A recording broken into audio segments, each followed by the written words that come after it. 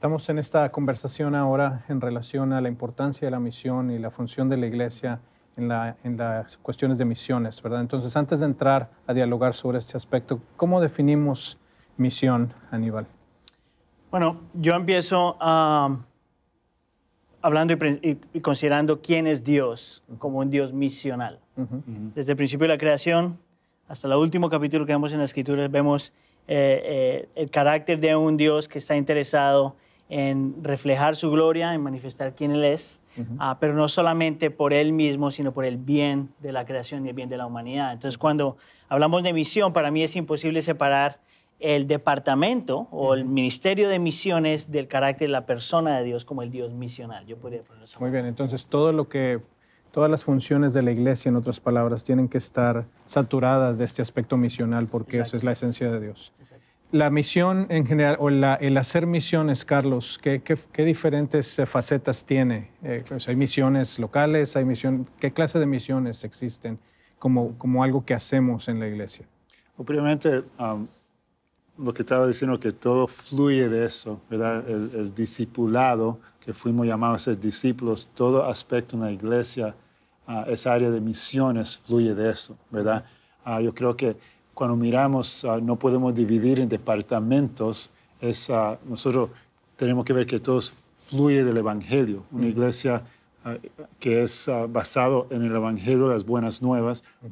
Me gusta la traducción en inglés que dice Pablo en 1 Corintios, His love compels us, su amor no conmueve, no constriñe, no obliga, y tenemos que hacer algo con eso. Entonces nosotros no podemos tener todo adentro de la iglesia, sabemos que todo se mueve en nuestra vida diaria, ¿verdad? En todo área de donde nosotros nos movemos, ¿verdad? Entonces, local, es global, es en nuestro trabajo, es en la sociedad, ¿verdad? Okay. Entonces, hablar de misiones no significa ir al otro lado del mundo necesariamente. No. ¿En qué manera lo hacemos aquí localmente? Sí, te iba a decir, yo creo que el Señor primero nos pone en su providencia, sabiduría y soberanía. Él nos pone en diferentes lugares por diferentes razones, todo bajo la sombrilla de la misión, ¿verdad? Y creo que tiene que ver mucho con nuestros dones y nuestras habilidades y, por supuesto, con nuestro llamado. Entonces, si estamos pensando, por ejemplo, para nuestros niños, el estar en la escuela es su campo misionero. Exacto. Para una madre en el hogar criando sus hijos o trabajando, ese es su campo misionero. Todo lo que nosotros hacemos en las diferentes esferas de la vida, en las diferentes áreas de la vida, nosotros podemos decir que donde el Señor nos ha puesto nuestro trabajo es un llamado misional. Que hay gente llamada específicamente llamada por el Señor para ir a algunos lugares, a otras partes del mundo. Eso es otra cosa. Pero la realidad es que todos en general estamos llamados a vivir esta vida misional donde quiera que nosotros estamos. Okay. Entonces, pudiéramos decir que esa es la primera fase o el primer aspecto de misional, vivir la misión en el lugar donde Dios nos ha puesto. Correcto. ¿Qué hay de cómo podemos promover como iglesia un segundo nivel de misión en ese sentido? Recuerdo que en una ocasión John Piper hablaba de que como personas tenemos nada más 3 opciones: ir, enviar o desobedecer. En relación a ese aspecto de la misión a todo el mundo, ¿verdad? Lo que es la gran comisión. ¿Cómo puede una iglesia asegurarse de que en su práctica, en sus servicios, en sus diferentes vidas de iglesia, reuniones que existen, puede haber este énfasis misional, no solamente en el aspecto local, sino hacia el resto del mundo? Regresando un poquito a lo que está diciendo Aníbal, la iglesia donde fue puesto, porque estamos hablando del individual, donde en la escuela, la mamá en el hogar o en el trabajo, pero la misma iglesia fue puesto donde Dios lo puso por un propósito, ¿verdad? La iglesia muchas veces nos concentramos en todo lo que ocurre adentro de la iglesia, pero nosotros como pastores somos puestos para equipar los miembros de la iglesia para que ellos puedan servir en sus trabajos, servir en sus escuelas, servir en sus equipos de fútbol, ¿verdad? Me gusta ver que se puede definir 4 maneras de ver la iglesia. Uno es la iglesia que está en la ciudad. La iglesia que está en la ciudad simplemente está ahí, estamos abiertos, ven si quiere recibir lo que nosotros tenemos, ¿verdad? Entonces tenemos otra iglesia. Esa iglesia es la iglesia que está contra todo lo que está ahí, ¿verdad?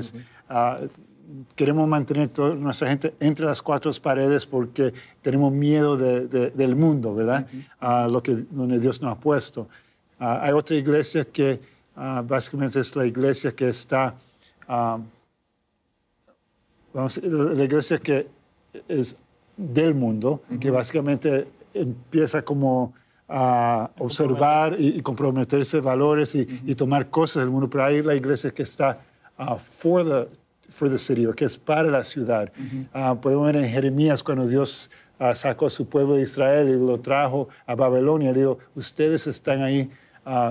Lo mandó no de buenas, lo mandó por su castigo, pero yo te llevé ahí para que usted sea de bendición, que tú traiga shalom o paz a cada nivel de la sociedad. Yo creo que la iglesia fue puesta donde ellos están para florecer y impactar todas las áreas.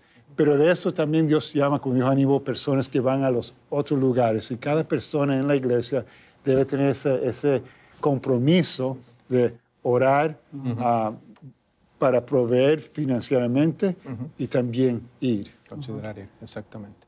Entonces, ¿cómo podemos nosotros en la iglesia enseñar a la congregación de tal manera que ellos saben si deben de ser de aquellos que solamente permanecen localmente o si son aquellos que deben de ir? ¿Eso es algo que la iglesia tiene una función o es un llamado individual solamente? ¿Cómo funciona eso? Sí. Yo creo que esa es una de esas partes donde la iglesia no puede ser orgánica, por decirlo de alguna forma. Pienso que la iglesia debe ser intencional. Exacto. Por ejemplo, Hechos capítulo 1, versículo 8, y me serán testigos en Judea y en Samaria. La idea es esta, y hasta lo último de la tierra, la idea es esta, es como casi círculos de influencia, ¿verdad? Entonces, si nosotros como iglesia entendemos que todo en la Escritura es acerca de este Dios misional, que tiene un plan para redimir y restaurar la creación entera, nosotros entonces como iglesia tenemos que tener una perspectiva de ese tamaño e informar y equipar a nuestra iglesia en todas esas áreas. Entonces, por ejemplo, hablando en las cuestiones del trabajo, bueno, cómo nosotros somos misionales en el área del trabajo, ¿verdad? Cómo somos misionales con nuestros vecinos, cómo somos misionales a favor de nuestro país, cómo somos misionales a favor del mundo. Cosas tan simples como orar por misioneros que están en otra parte del mundo. Utilizar y traer testimonios de gente que está viviendo su vida en estas diferentes áreas, vidas misionales, aprendiendo los testimonios y de la vida de la gente que ya ha vivido eso. Obviamente, la predicación de la palabra frente al tema. Creo que hay varias dinámicas o cosas que podemos hacer como iglesia para equipar a la iglesia para eso. Lo que yo sí sé es que no puede ser algo orgánico, tiene que ser algo intencional. Porque la tendencia del corazón del ser humano es el mirar para adentro, no para afuera.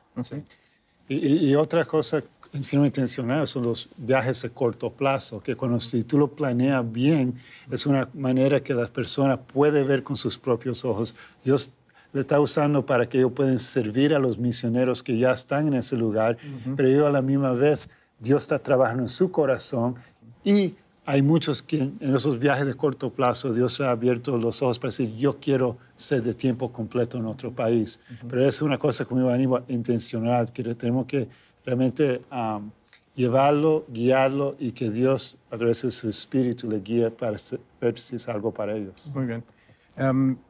Un aspecto asociado a las misiones que a veces no se consideran, creo yo, es el aspecto de esta idea de ir con una intención de sacrificio personal, ¿verdad? Vivimos en una cultura en la que hay un llamado constante a la comodidad, incluso a cuando se sirve a servir, siempre y cuando no me cueste, ¿verdad? Entonces, ¿cómo las Escrituras hablan? El apóstol Pablo hablaba de cumplir lo que falta en nuestro cuerpo de las aflicciones de Cristo, ¿verdad?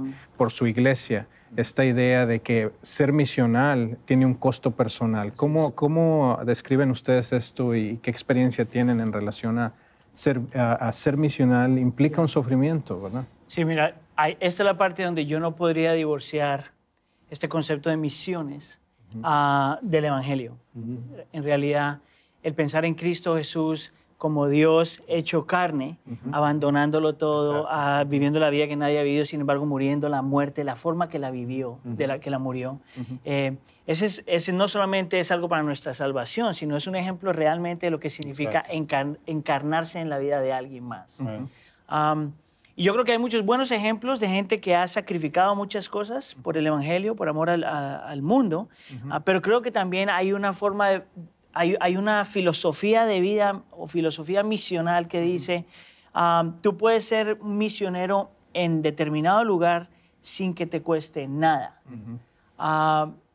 Pero la idea es que el concepto del reino, como le estás diciendo, es un grupo de gente que está dispuesto a sacrificar su vida por amor a alguien más. Exacto. Una de las cosas que a mí me ha impactado increíblemente al estudiar la historia es cuando tú miras la historia del primer siglo, mirando cómo la iglesia del primer siglo estuvo, si ustedes se acuerdan, hubo muchas epidemias en ese tiempo y muchas luchas y muchos problemas. Y una de las cosas que caracterizaban a los creyentes del primer siglo era gente que estaba dispuesta a tomar la enfermedad de otros para ayudar a otros. Y hasta cierto punto mucha gente perdió su vida por eso mismo. Y creo que ese es el corazón de un creyente que quiere una vida misional. Es una vida que requiere muerte. Y hay gozo aún en el sacrificio, Exacto. Carlos. Sí, sí, sí. Leyendo las cartas de Pablo y leyendo en los Hechos, podemos ver cómo él sacrificó mucho, pero para él no lo vio como sacrificio, ¿verdad?